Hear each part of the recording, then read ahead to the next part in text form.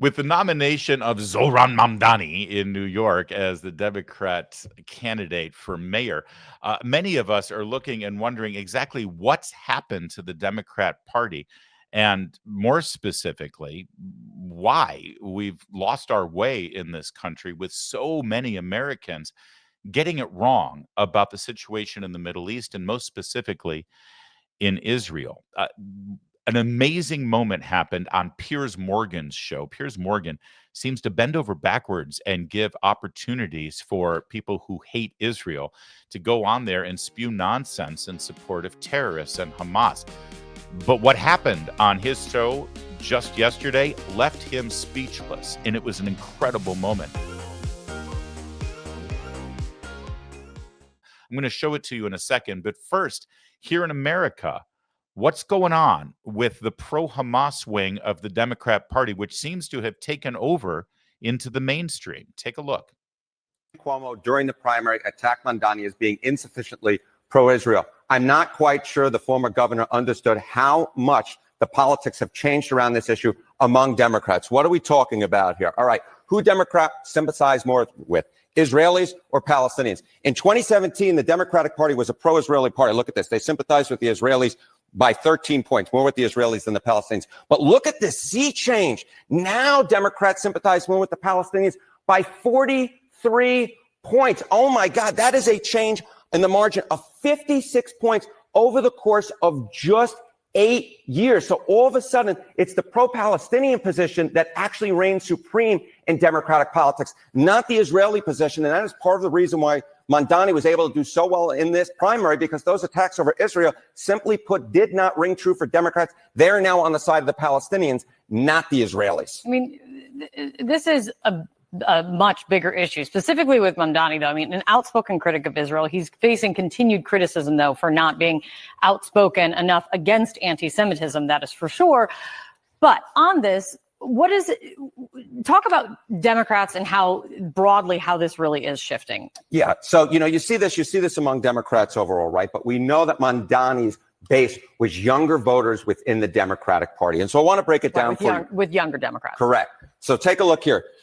Who age 18 to 49 Democrats sympathize more with, the Israelis or the Palestinians? Again, in 2017, younger Democrats sympathized more with the Israelis by 14 points. Look at this shift now. Palestinians, they sympathize more with the Palestinians by 57 points. That is an over 70-point shift in the margin in just a matter of 8 years. So the bottom line is Mamdani's base within the Democratic Party and the base of the Democratic Party of younger voters, younger Democrats, have changed tremendously on this issue in 8 years' time. I rarely ever see shifts like this, Kate, in which you see one side of the equation leading by 14 points 8 years ago, and then all of a sudden the other side of the equation leading by 57 points. The bottom line is the politics around the Israelis and the Palestinians have shifted tremendously among Democrats, and they've shifted specifically tremendously among Democrats who are under the age of 50, younger Democrats who are Mamdani's base, and also the base of Democratic socialists like himself, like Bernie Sanders, like AOC. They have just shifted more so than I think that anyone could possibly have imagined, say, 8 years ago. All right. Now, that's incredibly instructive, and it might explain, I guess, exactly why we're seeing the rise of people like Ilhan Omar and Zohran Mamdani and Alexandria Ocasio-Cortez, and why politicians like Josh Shapiro were excluded from consideration as Kamala Harris's running mate because he's too, well, there's no other word for it, too Jewish. But let me explain something before you leap to conclusions here, because you look at those numbers, and that's a 71-point swing from one direction to the other within that demographic, 18 to 49 Democrats, 18 years old to 49 years old. Let me explain something to you real fast before you jump to the wrong conclusion. This snapshot in this poll is not showing a 71-point swing amongst people who have suddenly changed their mind on this issue. Okay, that's what your instinct is. Wow. These same people in this same data set in 2017 believed one thing, and now, just 8 years later, they believe something completely different. No, it's not the same people, you see. Oh, sure, there may be some people that are still Democrats from 2017 in that age group, but that's not really what's at play here. Here's what's at play. First of all, if you supported Israel in 2017, and you were a Democrat, more likely than not, you are no longer identifying yourself as a Democrat today. So when the pollster calls up and asks your party affiliation, you probably don't say you're a Democrat anymore. If you cared passionately about the issue, that's number one. So you're no longer in the data set today than you were back in 2017, number one. Number two, you've got a lot of people who have become voting age 18 years old over the course of the last 8 years. If you're 18 today, that means you were 10 years old back then. So from the age of 10 to 18, what happened to you? Well, you were exposed to a public education in America's schools, a public education that was severely warped and changed curricula-wise by the Obama presidency, in the Obama administration. They had 8 years to change the makeup of school boards, textbooks, and curriculums, and the mandates and the way that people were taught during those 8 years of Barack Obama. And those were put in place right when you were getting into high school and junior high school. And don't discount the power of the Obama radicals who changed the way public education was applied in this country. You ask anybody, any parent who had kids pre-Obama versus kids during and post-Obama, and they'll tell you about a monumental shift in perspective from the teachers' unions, the people who were recruited to be teachers, the curriculum, not just in your kids' school, but in the teachers' colleges to credential teachers who ended up in your kids' classroom. Teachers today are very different in terms of their political perspectives, their actives, their what's the word for it? Their political they're more politically active, is what I'm trying to say. They see themselves not just as teachers wanting to educate children, they see themselves as activists. Now, that wasn't the case back in 2005, 2007. That was a huge shift that happened in the way teaching colleges operated and in terms of the recruitment for people to become teachers. You see it every day on the Libs of TikTok account. Who are these teachers who want to go into first grade schools and indoctrinate them in these warped ideologies? So now when you take a snapshot of voters 18 to 49, you're getting a whole host of young people who have been indoctrinated. All right. And then the third thing in this data set, so you don't think, oh gosh, look at Democrats have just changed their minds. We got number one, people aren't calling themselves Democrats anymore because they feel betrayed by their party. You got number two, young people who have been indoctrinated thanks to the Obama education policies. And number three, a lot of these voters have been imported. They're now in the data set of young voters 18 to 49.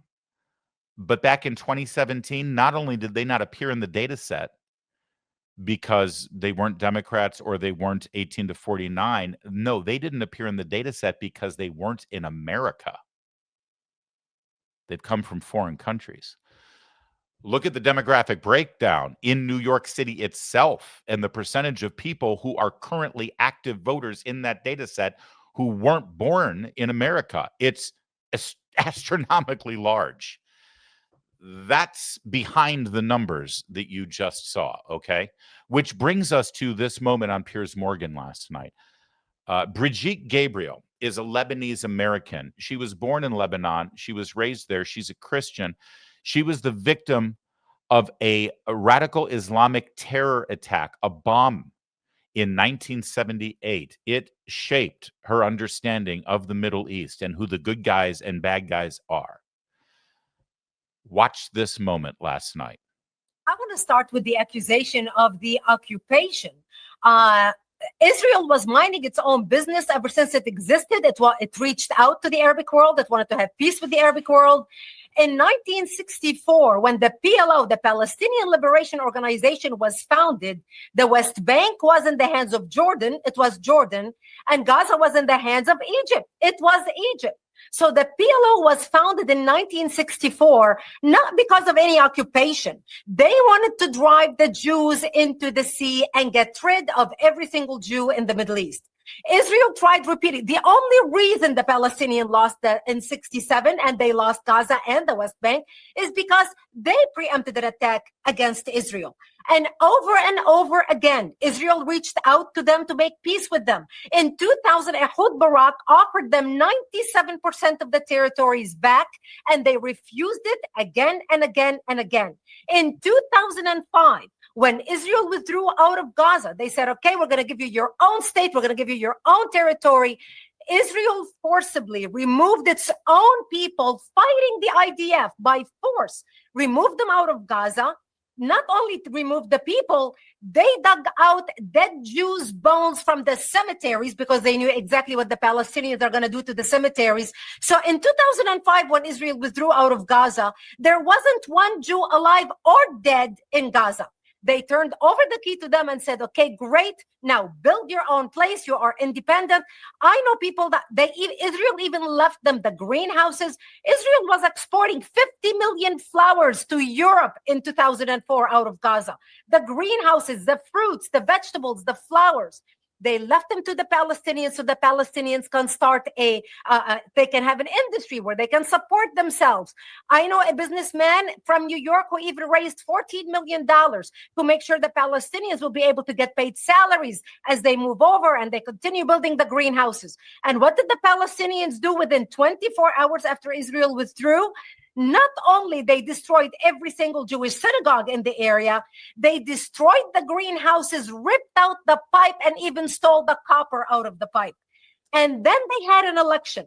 So in their first election, the first woman elected to the cabinet of Hamas was a woman by the name Nidal, the mother of al-Muqawama, they called her, the mother of the resistance. And she ran on the platform, I killed 3 of my sons, because she had videos of her sons, she dressing them in suicide bombers to go kill Israelis. She said, I already gave up 3 for the cause. I have another 7 to give. That's why she was elected. So that's a democratic election for Hamas. Israel did not put the Palestinians in a prison in Gaza. Hamas put the Palestinians in a prison in Gaza. Gaza could have been turned into Singapore. They had the money. They had more money pouring into the Palestinian territories and still do from all over the world. And what did they do with it? Build a tunnel infrastructure underneath bigger than the subway system in New York instead of helping their people. So those who scream about the occupation, the Palestinians have brought this on themselves again and again and again. Wow. That 3-minute monologue that you just saw is unassailable. It is factual. It is historical. There is nothing in there that can be disputed. It is 1,000% accurate and correct, and left Piers Morgan, of all people, who, frankly, has been a little bit too sympathetic to the Hamas terrorists. Maybe it's just what he's doing to keep people clicking on his show so he can both sides this thing. But it left him speechless and stunned. It's amazing how facts in history will stun people into silence. It was great, and it was beautiful, and you can't tell me that she's one of the Jews that control the media because she's a Maronite Christian from Lebanon. She just knows history. She lived it. But see, that kind of fact-based historical explanation of what's really going on in the Middle East right now between Israel and Gaza, it has no place in the American Democrat Party. Their leader, Hakeem Jeffries, has faced multiple interviews over the last several days about the anti-Semitism in his party, about the pro-Hamas sentiments in his party, about Zoran Mamdani and his communist leanings, about defunding ICE and federal law enforcement who are meant to enforce our immigration laws. And we're going to show you all those questions in rapid fire session because there's one consistent through line in how Hakeem Jeffries handles these questions. Maybe you'll pick up on it. Watch. Now, some Democrats, amid the criticisms of ICE right now due to these ICE raids, have started calling for defunding ICE. Do you think that's effective going into the midterms, and do you support those calls? Well, I definitely think that we need aggressive oversight as it relates to the overly aggressive behavior that we've seen from ICE, from the Department of Homeland Security. It's not what the American people actually, in my view, voted for. Yeah. Donald Trump and Republicans promised to go after violent felons, but instead they're going after law-abiding immigrant families. And in fact, in some cases, deporting American citizens and children, some with cancer. And America is better than this. And that's the reality. In terms of what House Democrats stand for, we believe that in this country, you work hard and you play by the rules. You should be able to experience the American dream. You should be able to afford to live the good life. Yeah, that was Hakeem Jeffries. I want to remind you, the question was, there are calls to defund ICE. Do you support that? Did you catch the answer? Here he is with Wolf Blitzer. Question has to do with Zohran Mamdani. Leader Jeffries, I also want to talk to you about Zohran Mamdani, the Democratic nominee for mayor in New York City. CNN has new reporting that some progressives who empowered Mamdani to victory now want to primary you and other Democrats in New York City. The co-chair of the New York City's Democratic Socialists of America says he thinks you're picking fights, quote, with the left instead of focusing on fighting the right, his words. Asked whether Mamdani thinks those House incumbent challenges should happen, his press secretary told CNN he was declining to comment, at least for now. How do you respond? I have no idea what these people are talking about. We are going to continue to focus our efforts as we did on the House floor in connection with Donald Trump's one big ugly bill on pushing back against the extremism that has been unleashed on the American people. It's clear to us as House Democrats, it's clear to us as members of the New York City delegation that the problem is Donald Trump and House Republicans who have launched this unprecedented assault on the American way of life, an assault on health care. They're ripping food out of the mouths of children, veterans, and seniors. They're exploding the national debt. They're unleashing mass agents on law-abiding immigrant communities. It shouldn't be too difficult for some people to figure out who the problem is in the United States of America. The Democratic leader, the minority leader, Hakeem Jeffries, thanks as usual for joining. Yeah, thanks for not answering our question. It takes a keen political eye to observe the nuance here that Hakeem Jeffries is showing when asked these questions and how he responds. Are you picking up on a pattern? Earlier in the interview, he was asked if at the very least he would condemn the rhetoric being used against ICE agents right now, considering we've seen violent attacks against these federal law enforcement officers. Surely he can bring himself to give a straight answer to that question, right? According to Axios, some are even being told they need to be more willing to go out there and get shot when fighting. That was a direct quote, get shot when fighting back against some of Trump's policies. One House Democrat saying, quote, and I'll read it to you, our own base is telling us that what we're doing is not good enough. There needs to be blood to grab the attention of the press and the public. How do you respond to that, Leader Jeffries? Are Democrats not meeting the moment, not doing enough to fight these developments? Well, we are in a more is more environment in terms of the unprecedented assault on the American way of life and our country that has been launched by Donald Trump and compliant House Republicans. There you go. There are literally violent attacks with armed ambushes against federal law enforcement officers. There's people within their own Democrat base wanting them to get shot and draw blood to show that they're fighting Trump enough. When given the opportunity to condemn all of that, he says, yeah, we're under assault by Donald Trump and the Republican Party. Boy, that's a profile in courage right there. Like a tower of jello, Hakeem Jeffries. There's a lot more I can say about the abduction of the once proud Democrat Party in this country that at least used to stand for some fundamentals of our Constitution and the American way of life, or America itself. Even though I disagreed with it, I never thought that they didn't stand for our nation. But boy, I could say plenty, but it would never be as effective as this guy, the president, when asked himself about Zohran Mamdani and what he represents for the Democrats and for New York. Take it away, Mr. President. This is a man who's not very capable, in my opinion, other than he's got a good line of bullshit. And he's convinced them to go with him. Now, as you know, Cuomo, who does have capability, is running, but he got knocked out. And now they're running as you have Eric Adams, the current mayor, you have Cuomo, and you have Curtis Lewa. And Curtis runs every 4 years. He seems to be a fixture on the running scale. But you know, it's I'm not getting involved. But I can tell you this: I used to say we will not ever be a socialist country, right? Well, I'll say it again: we're not going to have. If a communist gets elected to run New York, it can never be the same. But we have tremendous power at the White House to run places when we have to. There you go. He does have a way of summing things up, right? Oh, what are the words I can use about Zohran Mamdani? How can I crystallize exactly what's going there? Oh, I've got it. He's got a really good line of bull. That's Donald Trump, my friends. That's Donald Trump. And, you know, they used to have the old line about Oldsmobile. This is not your father's Oldsmobile. And they used to make fun of Donald Trump, by the way. And boy, this is not your father's Republican Party. This isn't the Reagan Party. This isn't the Romney Party. Well, yeah, that's true. This isn't the Romney and McCain Republican Party. This is a Republican Party who wins on a national scale. This is also a party that delivers on what they promised for.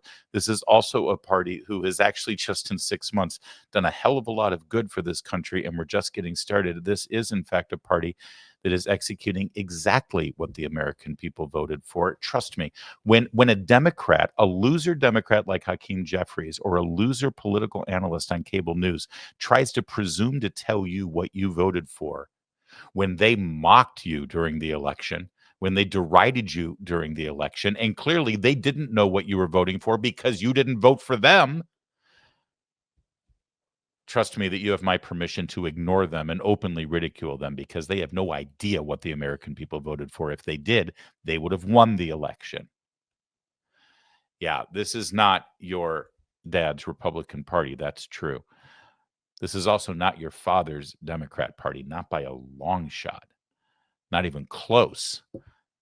If your father or your grandfather loved Jimmy Carter or Hubert Humphreys, understand something. Those guys hated communists.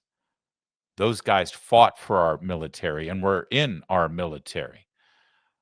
Those guys actually protected and loved our ally in the Middle East, the state of Israel. They wouldn't be welcome in any way whatsoever in today's Democrat Party. I assure you of that. Meanwhile, Ronald Reagan back in the 60s, yeah, he'd fit in just fine. Not to mention the Gipper in the 80s. You need to pick your path politically. I'm not going to tell you who to vote for, but just don't believe the lies you hear. Keep coming back, and we'll keep delivering the truth, and then let you come up with your own opinions.